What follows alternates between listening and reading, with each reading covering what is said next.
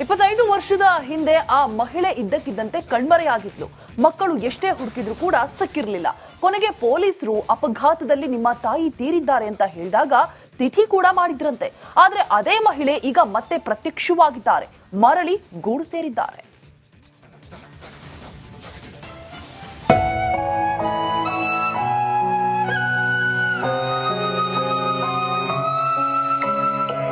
ಸಂತೋಷ 25 ವರ್ಷಗಳ ಬಳಿಕ ತಾಯಿಯನ್ನ ನೋಡಿದ ಸಂತೋಷ. ಹೆತ್ತ ಕರುಳನ್ನ ಕಂಡು ಮಕ್ಕಳ ಕಣ್ಣಲ್ಲಿ ಆನಂದ ಬಾಷ್ಪ. ಇದು ಅಪರೂಪದಲ್ಲೇ ಅಪರೂಪದ ಕ್ಷಣ. ಕರುಳು ಬಳ್ಳಿ ಎರಡು ಒಂದಾದ ಕ್ಷಣ. 25 ವರ್ಷಗಳ ಬಳಿಕ ತವರಿಗೆ ಮರಳಿದ ತಾಯಿ. ಇವರ ಹೆಸರು ಸಾಕಮ್ಮ. ಮೂಲತಃ ಬಳ್ಳಾರಿಯವರು. 25 ವರ್ಷದ ಹಿಂದೆ ಹೊಸಪೇಟೆ ರೈಲ್ವೆ ಸ್ಟೇಷನ್ ನಲ್ಲಿ ಸಾಕಮ್ಮ ಬೇರ್ಯಾವುದೋ ರೈಲು ಹತ್ತಿ ಹೋದವರು ಮರಳಿ ಬರಲೇ ಇಲ್ಲ. ಮಕ್ಕಳು ಎಷ್ಟೇ ಹುಡುಕಾಡಿದ್ರೂ ಸಾಕಮ್ಮ ಸಿಗಲೇ ಇಲ್ಲ. ಸಾಕಮ್ಮ ಕಾಣೆಯಾದ ಕೆಲ ದಿನಗಳ ಬಳಿಕ ಆಕೆ ಕುಟುಂಬಸ್ಥರಿಗೆ ಒಂದು ಆಘಾತಕಾರಿ ಸುದ್ದಿ ಬರಸಿಡಿಲಿನಂತೆ ಬಂದಿತ್ತು. ಅಪಘಾತವೊಂದರಲ್ಲಿ ಸಾಕಮ್ಮ ತೀರಿ ಹೋಗಿದ್ದಾರೆ, ಪೊಲೀಸರು ಅಂತ್ಯ ಸಂಸ್ಕಾರ ಮಾಡಿದ್ದಾರೆಂಬ ಮಾಹಿತಿ ಬಂದಿತ್ತು. ಇದನ್ನ ನಂಬಿದ ಸಾಕಮ್ಮನ ಮಕ್ಕಳು ದುಃಖದಲ್ಲೇ ಆಕೆಯ ತಿಥಿ ಕಾರ್ಯ ಮಾಡಿದ್ದರು.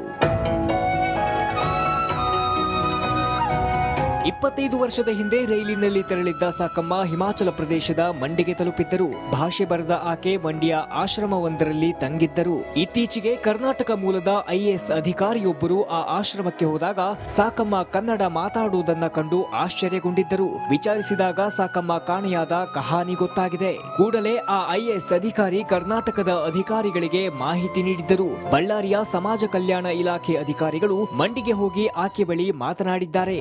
ಸಾಕಮ್ಮರ ಕುಟುಂಬದ ಬಗ್ಗೆ ಮಾಹಿತಿ ಪಡೆದು ಕೂಡಲೇ ವಿಜಯನಗರ ಜಿಲ್ಲೆಯ ಪೋತನಕಟ್ಟೆ ಗ್ರಾಮದಲ್ಲಿರುವ ಅವರ ಮಕ್ಕಳಿಗೆ ಮಾಹಿತಿ ನೀಡಿದ್ದಾರೆ. 20 ವರ್ಷದಿಂದ ನಮ್ಮ ಚಿಕ್ಕಮ್ಮ ಕಾಣೆ ಆಗಿದ್ರು. ಒಳ್ಳೆ ಖುಷಿ ಅನಿಸ್ತದೆ ಸರ್. ಎಲ್ಲ ಬಂಧು ಬಳಗಕ್ಕೆ ಎಲ್ಲರಿಗೂ ಖುಷಿ ಆಗಿದೆ. ನಮ್ಮ ತವ್ರ ಮನೆಯಿಂದ ನಮ್ಮ ಅಣ್ಣ ತಮ್ಮ ಇಲ್ಲಿದಾರ.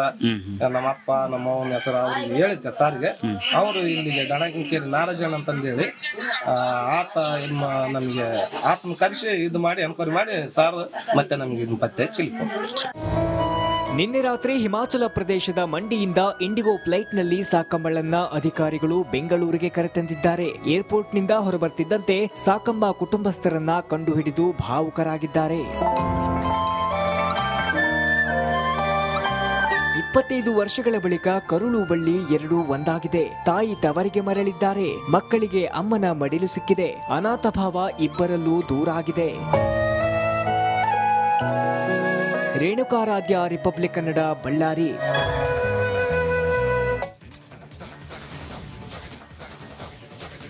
25 ವರ್ಷದ ಹಿಂದೆ ಆ ಮಹಿಳೆ ಇದ್ದಕ್ಕಿದ್ದಂತೆ ಕಣ್ಮರೆಯಾಗಿದ್ಲು. ಮಕ್ಕಳು ಎಷ್ಟೇ ಹುಡುಕಿದ್ರು ಕೂಡ ಸಿಕ್ಕಿರಲಿಲ್ಲ. ಕೊನೆಗೆ ಪೊಲೀಸರು ಅಪಘಾತದಲ್ಲಿ ನಿಮ್ಮ ತಾಯಿ ತೀರಿದ್ದಾರೆ ಅಂತ ಹೇಳಿದಾಗ ತಿಥಿ ಕೂಡ ಮಾಡಿದ್ರಂತೆ.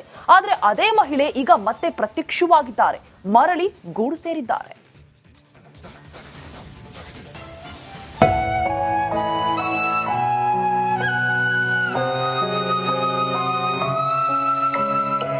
ಸಂತೋಷ 25 ವರ್ಷಗಳ ಬಳಿಕ ತಾಯಿಯನ್ನ ನೋಡಿದ ಸಂತೋಷ. ಹೆತ್ತ ಕರುಳನ್ನ ಕಂಡು ಮಕ್ಕಳ ಕಣ್ಣಲ್ಲಿ ಆನಂದ ಬಾಷ್ಪ. ಇದು ಅಪರೂಪದಲ್ಲೇ ಅಪರೂಪದ ಕ್ಷಣ. ಕರುಳು ಬಳ್ಳಿ ಎರಡು ಒಂದಾದ ಕ್ಷಣ. 25 ವರ್ಷಗಳ ಬಳಿಕ ತವರಿಗೆ ಮರಳಿದ ತಾಯಿ. ಇವರ ಹೆಸರು ಸಾಕಮ್ಮ. ಮೂಲತಃ ಬಳ್ಳಾರಿಯವರು. 25 ವರ್ಷದ ಹಿಂದೆ ಹೊಸಪೇಟೆ ರೈಲ್ವೆ ಸ್ಟೇಷನ್ ನಲ್ಲಿ ಸಾಕಮ್ಮ ಬೇರ್ಯಾವುದೋ ರೈಲು ಹತ್ತಿ ಹೋದವರು ಮರಳಿ ಬರಲೇ ಇಲ್ಲ. ಮಕ್ಕಳು ಎಷ್ಟೇ ಹುಡುಕಾಡಿದ್ರೂ ಸಾಕಮ್ಮ ಸಿಗಲೇ ಇಲ್ಲ. ಸಾಕಮ್ಮ ಕಾಣೆಯಾದ ಕೆಲ ದಿನಗಳ ಬಳಿಕ ಆಕೆ ಕುಟುಂಬಸ್ಥರಿಗೆ ಒಂದು ಆಘಾತಕಾರಿ ಸುದ್ದಿ ಬರಸಿಡಿಲಿನಂತೆ ಬಂದಿತ್ತು. ಅಪಘಾತವೊಂದರಲ್ಲಿ ಸಾಕಮ್ಮ ತೀರಿ ಹೋಗಿದ್ದಾರೆ, ಪೊಲೀಸರು ಅಂತ್ಯ ಸಂಸ್ಕಾರ ಮಾಡಿದ್ದಾರೆಂಬ ಮಾಹಿತಿ ಬಂದಿತ್ತು. ಇದನ್ನ ನಂಬಿದ ಸಾಕಮ್ಮನ ಮಕ್ಕಳು ದುಃಖದಲ್ಲೇ ಆಕೆಯ ತಿಥಿ ಕಾರ್ಯ ಮಾಡಿದ್ದರು. 25 ವರ್ಷದ ಹಿಂದೆ ರೈಲಿನಲ್ಲಿ ತೆರಳಿದ್ದ ಸಾಕಮ್ಮ ಹಿಮಾಚಲ ಪ್ರದೇಶದ ಮಂಡಿಗೆ ತಲುಪಿದ್ದರು. ಭಾಷೆ ಬರೆದ ಆಕೆ ಮಂಡ್ಯ ಆಶ್ರಮವೊಂದರಲ್ಲಿ ತಂಗಿದ್ದರು. ಇತ್ತೀಚೆಗೆ ಕರ್ನಾಟಕ ಮೂಲದ IAS ಅಧಿಕಾರಿಯೊಬ್ಬರು ಆ ಆಶ್ರಮಕ್ಕೆ ಹೋದಾಗ ಸಾಕಮ್ಮ ಕನ್ನಡ ಮಾತಾಡುವುದನ್ನ ಕಂಡು ಆಶ್ಚರ್ಯಗೊಂಡಿದ್ದರು. ವಿಚಾರಿಸಿದಾಗ ಸಾಕಮ್ಮ ಕಾಣೆಯಾದ ಕಹಾನಿ ಗೊತ್ತಾಗಿದೆ. ಕೂಡಲೇ ಆ IAS ಅಧಿಕಾರಿ ಕರ್ನಾಟಕದ ಅಧಿಕಾರಿಗಳಿಗೆ ಮಾಹಿತಿ ನೀಡಿದ್ದರು. ಬಳ್ಳಾರಿಯ ಸಮಾಜ ಕಲ್ಯಾಣ ಇಲಾಖೆ ಅಧಿಕಾರಿಗಳು ಮಂಡಿಗೆ ಹೋಗಿ ಆಕೆ ಬಳಿ ಮಾತನಾಡಿದ್ದಾರೆ. ಸಾಕಮ್ಮರ ಸಾಕಮ್ಮರ ಕುಟುಂಬದ ಬಗ್ಗೆ ಮಾಹಿತಿ ಪಡೆದು ಕೂಡಲೇ ವಿಜಯನಗರ ಜಿಲ್ಲೆಯ ಪೋತನಕಟ್ಟೆ ಗ್ರಾಮದಲ್ಲಿರುವ ಅವರ ಮಕ್ಕಳಿಗೆ ಮಾಹಿತಿ ನೀಡಿದ್ದಾರೆ. 20 ವರ್ಷದಿಂದ ನಮ್ಮ ಚಿಕ್ಕಮ್ಮ ಕಾಣೆಯಾಗಿದ್ರು. ಒಳ್ಳೆ ಖುಷಿ ಅನಿಸ್ತದೆ ಸರ್. ಎಲ್ಲ ಬಂಧು ಬಳಗಕ್ಕೆ ಎಲ್ಲರಿಗೂ ಖುಷಿಯಾಗಿ ನಮ್ಮ ತವ್ರ ಮನೆಯಿಂದ ನಮ್ಮ ಅಣ್ಣ ತಮ್ಮ ಇಲ್ಲಿದಾರ. ನಮ್ಮ ಅಪ್ಪ ನಮ್ಮ ಅವನ ಹೆಸರು ಅವ್ರಿಗೆ ಹೇಳಿದ್ದೆ ಸಾರಿಗೆ. ಅವರು ಇಲ್ಲಿಗೆ ಗಣಕೇರಿ ನಾರಾಜನ್ ಅಂತಂದೇಳಿ ಆತ ನಮ್ಗೆ ಆತನ ಕರೆಸಿ ಇದು ಮಾಡಿ ಎನ್ಕ್ವೈರಿ ಮಾಡಿ ಸಾರ್ ಮತ್ತೆ ನಮ್ಗೆ ಇದನ್ನ ಪತ್ತೆ ಚಿಲ್ಕೊ.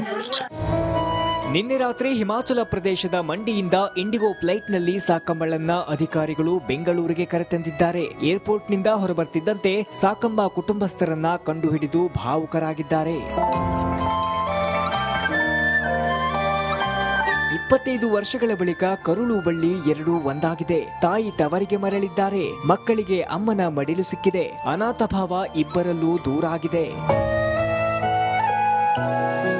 ರೇಣುಕಾರಾಧ್ಯ, ರಿಪಬ್ಲಿಕ್ ಕನ್ನಡ, ಬಳ್ಳಾರಿ.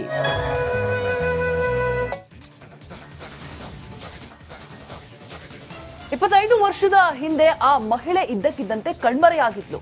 ಮಕ್ಕಳು ಎಷ್ಟೇ ಹುಡುಕಿದ್ರು ಕೂಡ ಸಿಕ್ಕಿರ್ಲಿಲ್ಲ. ಕೊನೆಗೆ ಪೊಲೀಸರು ಅಪಘಾತದಲ್ಲಿ ನಿಮ್ಮ ತಾಯಿ ತೀರಿದ್ದಾರೆ ಅಂತ ಹೇಳಿದಾಗ ತಿಥಿ ಕೂಡ ಮಾಡಿದ್ರಂತೆ. ಆದ್ರೆ ಅದೇ ಮಹಿಳೆ ಈಗ ಮತ್ತೆ ಪ್ರತ್ಯಕ್ಷವಾಗಿದ್ದಾರೆ. ಮರಳಿ ಗೂಡು ಸೇರಿದ್ದಾರೆ.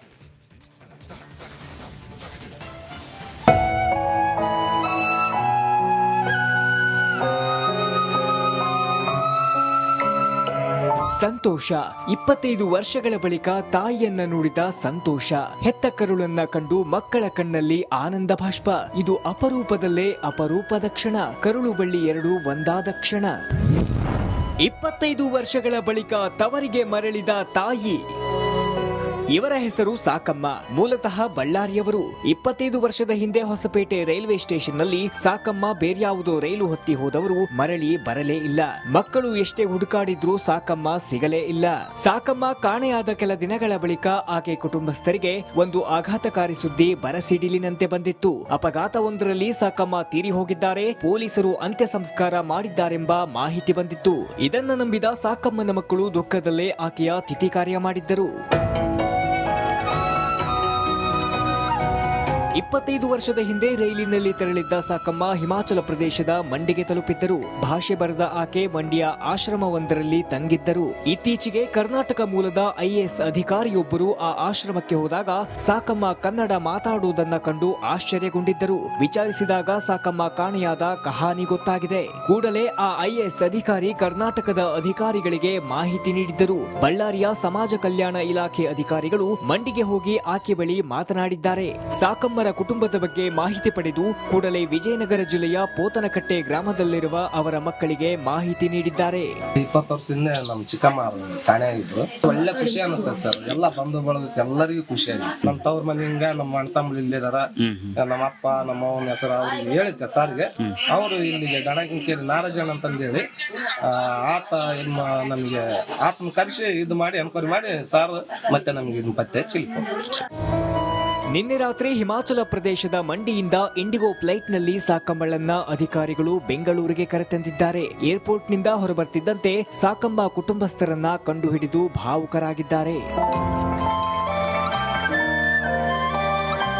25 ವರ್ಷಗಳ ಬಳಿಕ ಕರುಳು ಬಳ್ಳಿ ಎರಡೂ ಒಂದಾಗಿದೆ. ತಾಯಿ ತವರಿಗೆ ಮರಳಿದ್ದಾರೆ. ಮಕ್ಕಳಿಗೆ ಅಮ್ಮನ ಮಡಿಲು ಸಿಕ್ಕಿದೆ. ಅನಾಥ ಭಾವ ಇಬ್ಬರಲ್ಲೂ ದೂರ ಆಗಿದೆ. ರೇಣುಕಾರಾಧ್ಯ, ರಿಪಬ್ಲಿಕ್ ಕನ್ನಡ, ಬಳ್ಳಾರಿ.